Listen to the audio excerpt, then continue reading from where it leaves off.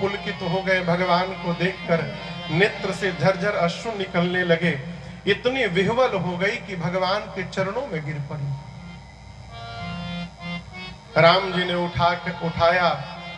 अहिल्या जी ने कहा, प्रभु मैं जानती हूं आपका नाम पतित पावन है, रघुपति राघव राजा राम, पतित पावन सीताराम। आप पतित पावन है, इसलिए आप इस पतित को आज यहाँ पावन करने के लिए आए हैं। मैं नार्य पावन, प्रभु जग पावन, रावण रिपु जय सुखदाई। हे प्रभु, आपके कमल के पुष्प के समान मुखमंडल का दर्शन करके आज मेरे नेत्र धन्य हो गए और ये अहल्या आज आपकी शरण में आ गई। प्रभु पाहि पाहि शरण ही आई। राम जी ने कहा, आपके पति ने आपको शाप दिया था। मां अहल्या ने कहा, ये बात आपसे किसने कही प्रभु? राम जी बोले, गुरु जी बता रहे थे कि आपके पति गौतम ऋषि ने आपको शाप देकर शिला का बना दिया। मां अहल्या ने कहा, प्रभु अब तक तो मैं भी यही समझ रही थी कि मुझे श्राप दिया गया है, लेकिन अब जाकर पता चला है कि मेरे पति ने मुझे श्राप नहीं दिया था, मेरे पति ने मेरा उद्धार किया था। यदि श्राप न मिला होता तो आज राम का दर्शन भी न मिला होता। एक बात मैं आपसे निवेदन करूं, किसी भी कार्य को करने के बाद ही अथवा आपके साथ किसी के द्वारा किए गए व्यवहार को देखकर तुरंत निर्णय न लीजिए जब तक उसका परिणाम सामने न आ जाए। सद्गुरु का क्रोध भी शिष्य का कल्याण करता है। हमारे श्रीधाम अयोध्या में एक महात्मा थे, पूज्य श्री ब्रह्मचारी जी महाराज। अब नहीं रहे, भगवान के धाम चले गए। अद्भुत संत। एक बार उनके एक शिष्य कुएं पर पानी भर रहे थे। अब ब्रह्मचारी जाकर उनको एक चाटा मारे। शिष्य ने कहा, गुरुदेव मेरा अपराध क्या है? गुरु जी ने कहा, कोई अपराध नहीं। तो गुरुदेव आपने मुझे दंड किया? दंड नहीं किया, इस समय मारने का बड़ा सुंदर मुहूर्त आया था। मैंने कुंडली विचारी है, पतरा देखा है, इस समय जिसको मारा जाए उसका कल्याण होगा, इसलिए मैंने तुमको एक चाटा मारा।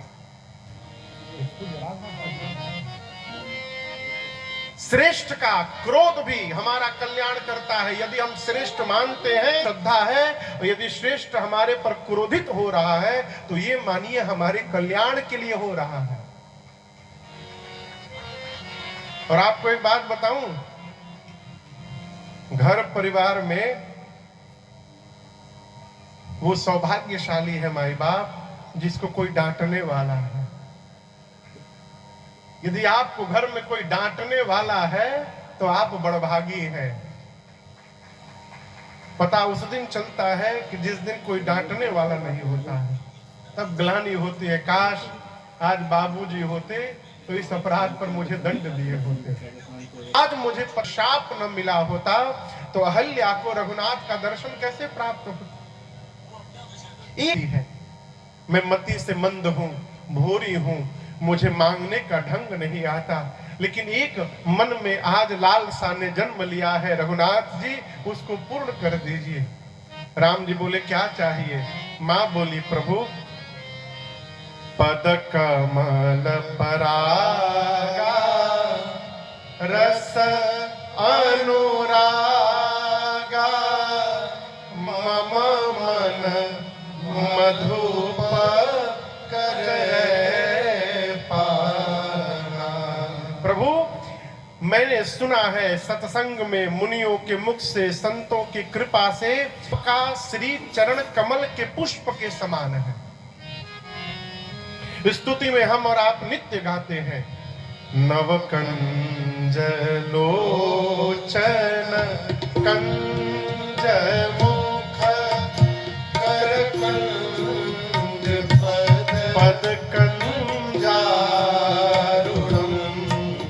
नवकंज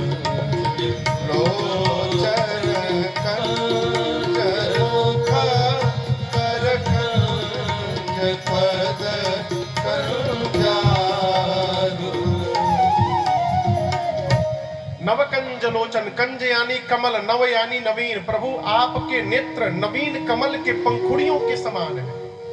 नव कंजलोचन, कंज मुख, आपका मुख कमल के पुष्प के समान है। कर कंज, हाथ की लालिमा कमल जैसी। पद कंजारुणम, आपका श्री चरण भी कमल के समान है।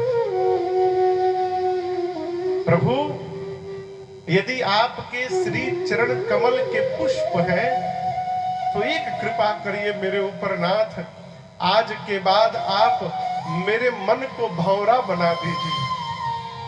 जिस प्रकार भंवरा दिन रात कमल के पुष्प पर मंडराता रहता है, उसके पराग को प्राप्त करने के लिए उसी को भंवरा बना दीजिए। प्रभु मैं चाहती हूं जैसे भंवरा कमल के पुष्प पर मंडराता है, आज के बाद मेरा मन आपके श्री चरण पर मंडराता रहे। प्रभु मेरा मन आपके चरणों को छोड़कर कहीं जाए नहीं, इसके अलावा कुछ नहीं चाहिए। राम जी ने कहा कुछ और क्यों नहीं मांगा? अहिल्या जी ने कहा प्रभु मैं जानती हूं ये वही चरण है जिनसे गंगा जी प्रकट हुई है। जो गंगा जी बह रही है ये भगवान के दाहिने पांव के अंगूठे के नाखून के अगले भाग से प्रकट हुई है, अग्रभाग से। अहिल्या जी कहती प्रभु ये वही चरण है जिनसे गंगा जी प्रकट हुई है। और एक बात कहूं आपसे, गंगा जी आपके चरण से प्रकट हुई थी, इसलिए उन शंकर ने अपने सिर पे धारण कर लिया है। लेकिन प्रभु आज मैं शंकर जी से भी आगे निकल गए। राम जी पूछे वो कैसे? अहिल्या जी ने कहा प्रभु शंकर जी के सिर पर तो चरण का चरणामृत पहुंचा था, अब मेरे सिर पर साक्षात आपका चरण पहुंच गया। प्रभु अब इससे अधिक सौभाग्य और जीवन में क्या होगा?